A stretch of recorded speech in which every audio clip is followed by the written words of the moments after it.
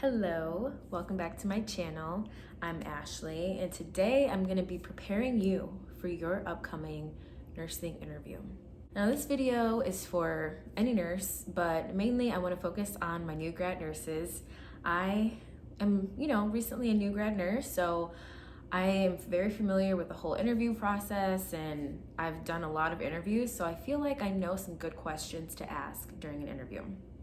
I want you nurses to feel empowered and ready for your interviews, so I've created a list of interview questions that I think will be perfect for your interview. So let's get started. All right, so for our first question, how much am I gonna get paid? I'm just kidding. Don't ask that question. Don't do it. First question is, what is the nurse to patient ratio? You don't want to work at a place that has a crazy nurse to patient ratio. You don't want to do that. You don't want to be one nurse to 6 or 7 patients. First of all, you starting off as a new grad, that's just way too much, okay? You need to work your way up. If you start off with that many patients to just one nurse, you're gonna feel so much burnout. And I know that with COVID and everything, a lot of hospitals are understaffed, and that is the reality of many hospitals. But starting off, you don't want to put yourself in that situation. So you want to ask, what is the nurse to patient ratio? Mostly it's going to be one nurse to about 4 to 5 patients, I would say. That's what I've seen mostly. That's how it is in my hospital. So it does differ if you're working in a hospital versus an outpatient center. Outpatient, it's usually one nurse to one patient. It's different. But I guess I'm mostly talking about hospital settings. So you want to make sure you ask that question. It's very important. Also, I'm drinking some tea out of this cute mug that my friends got me when I graduated from nursing school. All right, second question is, how many techs will be working on the shift that you'll be working on? This is also a very important question because you're gonna need help as a nurse. It's so important to have like a good staffing of techs or CNAs because there's so many ways that they help out. And if you are a tech or a CNA right now, thank you, number one, because you do so much more than you know. And number two, like, that job is very important. I feel like that was really all over the place. All I'm trying to say is make sure that you have techs or CNAs or nursing assistants helping during your shift. Because right now, for my unit, we're kind of a small unit, so we have 2 nurses for 8 patients, and there's no techs. And you might think, oh, you don't really need a tech or you don't need help because you're 2 nurses to only 8 patients, but there's so much charting involved in nursing. So if you don't have a tech, you might be getting calls, your patients are hitting their call light because they need to go to the bathroom, or maybe a patient needs a blood sugar check, and certain things like that can be delegated to a nursing assistant. So it's just very important, and it'll just help you out so much. So make sure you ask that question. Next question is, what does your orientation look like? A lot of times, depending on your experience, if you've already worked as a nurse before, you're gonna have a shorter orientation period.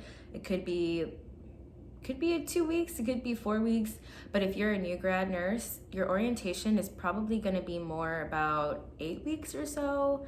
Usually, I would say 3 months. So you wanna ask how long your orientation will be. You want to ask, how does orientation look like? What will you be doing during orientation? Are you going to be shadowing? How long will you be with a nurse, paired up with a nurse? And then how long will you be on your own? Those are just different questions you want to ask. And this is a good question because you want to know how you'll be supported as a new grad nurse.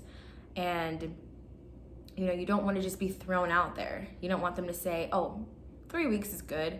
Because what if you need more than 3 weeks? You might be nervous starting off, and you just want to make sure that you'll have good support. So make sure you ask what the orientation looks like, and hopefully you're okay with how that looks. And if not, interview somewhere else, my friend. Just go somewhere else. There's always jobs for nurses, so somewhere else will be able to support you better if that job can't. Hopefully. Our next question.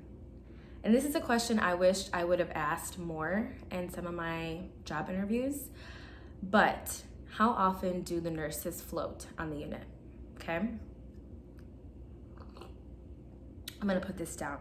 How often do the nurses float on the unit? So starting off, They say, you know, it's not good to work as a float nurse because you're just all over the place. It's good if you have one focus in the specialty area that you're going to be working on. But you want to ask how often you'll be flirting?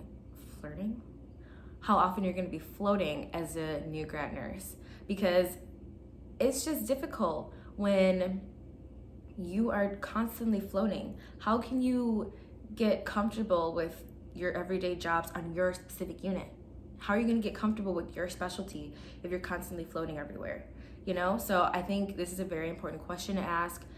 I, as a new grad, am in a situation where I have a small unit and we do elective surgeries. So that means that if people don't want their elective surgeries, if the census is low, then we're going to be floating, and we float a lot on my unit, and I don't prefer that as a new grad nurse, and I know other new grad nurses that don't prefer that, because then you're just thrown into other units like a med surg unit or a telemetry unit or these other units, and you don't know. Like, I was on a stroke unit, and I'm like, I learned about strokes, but I'm not as prepared to handle a patient who's having a stroke as someone who is on that unit, you know? So I just don't want you to float a lot as a new grad nurse. And you should ask that question, because that might be your reality because of how COVID is. And like, I know my unit was shut down at the height of COVID, so all the nurses were floating. And if that's not something that you're interested in doing, I would make sure you have that, you know, make sure you identify that in your interview. If they do say, yes, you're going to have to float and it might be a lot, you can ask, as a new grad, when would you be expecting me to start floating? And how many patients would you expect me to take? Because right now, we float all the time. And we are only expected to take 3 patients when we float, but that's only because we're new grad nurses. Nurses who have been there for longer, who have more experience, they take the full load. So they might float to a med-surg unit, which is heavier than my unit, and they'll take about 5 to 6 patients, you know? So when I float, I only take 3, but that's only for 6 months. I'm not even supposed to float in general, but because I have to float because of my unit, I only take 3 patients. But once I'm off of the 6 months, I gotta take 5 to 6 patients. So, you know, every hospital is different, but make sure you ask that. My next question is, how do you think I will have grown after a year of working here? This will tell you what skills you're gonna be learning in this job. This will tell you what kind of support your job is gonna give you as a new grad nurse. And this will show you like what skills you might learn versus not learn. And this will tell you if you have certain skills that you wanna learn, you'll learn it here. If you don't, you won't. Like on my unit, I'm an orthopedic nurse, so a lot of the skills that I've learned so far, it's a lot of education about telling patients, you know, certain precautions they need to take after their surgeries. We learned Foley's, but we don't have to do a lot of Foley's, but that is one skill we might learn, but we don't have a lot of IV experience. So if you work in the ER, I'm sure they'll tell you that you'll learn more IV skills, you know, you'll learn faster critical thinking skills, just different things like that. Each unit is different, but I think that will allow your future employer to know that you really want to learn and you are very interested in learning and gaining more experience as a nurse and as a nurse there. Something else that is important, or I don't know if it's that important, it depends on how important it is to you, but you can ask, is there overtime offered on the unit or in the hospital? My unit, we don't have overtime. It's not really offered. In the hospital, it usually is offered. You can just pick up shifts, but I don't have as busy of a unit as other units, so there's really not many overtime opportunities, although there have been because of COVID. But if you are looking to work overtime, you want to make sure and you want to ask if your unit that you're applying to offers overtime. And lastly, you can ask how quick they're looking for a person for this position and when they would want this person to start. This will just show your interviewer, future employer, that you're looking to start soon and that you're interested in this position. You can even say, I'm very interested in this position and I'm just wondering how soon you are looking for someone to start. You know, that makes them feel good. Like, oh, they want to work here soon because maybe they're urgently hiring. You know, sometimes after an interview, they might not get a sense of how you're feeling, you know, if you're very interested or not. So they want to know, like, are you interested? So ask that question. So those are the main questions that I have right now. I just want you to remember that although they are the ones interviewing you, you are interviewing them. You're the one who wants this job, and you should interview them as much as they interview you. You working there, you want your experience to be as good as possible, but you also want to have a job that you like and good work-life balance, you know? So it's important that you get all the questions you have about this interview answered, because usually after the interview, like, you wait a period of time to hear back from them. They might be like, oh yeah, you have the job. And then you go through all this stuff with HR and you might still have questions. And if you don't ask all of your questions up front, it's not like you can't ask them after. They always give you their information email or something where you can ask them. But before you make your decision, you want to make sure all of your questions are answered, because this is important to you. This is going to be your job. This is going to be where you spend a lot of your time. So you want to make sure it's a good fit for you. So just feel empowered knowing that you're asking all the questions that you want. Don't leave anything unasked. I wanted to also add this too. It's important to ask all of these questions that I mentioned, because one, it's gonna help you feel more prepared for the future job that you'll have. But also, if the job does not go well, like if it's not what you thought it was gonna be, and some months down the line you decide that you're gonna leave and this is not the place that you want to work at, when you tell your manager why you're leaving, and if how should I put this, when you tell your manager why you're leaving and she says, oh, she or he says, why are you leaving? And you say that maybe you told me that I would have this help, I don't have this help. You told me in my interview that it was gonna be this way and it's not this way. You know, I mean, a lot of nursing is just, you kind of just go with the flow, and there's a lot of accepting of what's going on in nursing. Like, if it's not what you imagined, like, you just have to go with it, because that's just how it is in the hospital, you know? So I just want to say that if it's not working out for you in your first job, you know, your life is what matters. Your happiness is what matters. And although jobs are good because you need to pay for your life, your happiness and your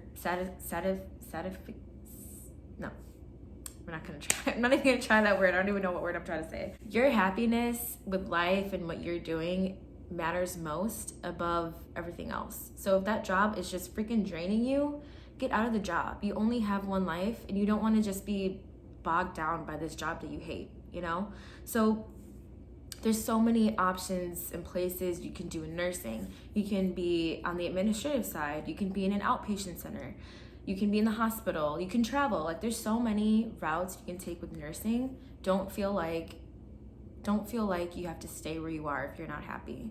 I think with this video, I just want to make sure that you get all the questions you have answered, so you can feel ready. But also, if you're gonna leave, at least you asked the questions, you know? And if they didn't live up to what they said the job was gonna be, I mean, it's not on you. It's not on you. So, yeah, that's it. I hope this helped you. If you have any questions that you normally ask in nursing interviews, please leave them down below, because I'm very interested. I think we can all help each other out with preparing for interviews. If you have any questions about working as a nurse or working as a new grad nurse, please leave them down below, or you can DM me on my Instagram at @itsashleyeve_. I would love to start a conversation with you guys and learn more from you guys too. Like, I am no interview expert here. This is just stuff that I have asked in interviews, and they say that these are good questions. So I hope these help you out in your interview. Let me know how your interviews go. Good luck on the NCLEX if you haven't taken it yet. You got this. And yeah, I hope to see you guys soon in the next video. Please like, comment, and subscribe, and I'll see you later. Bye.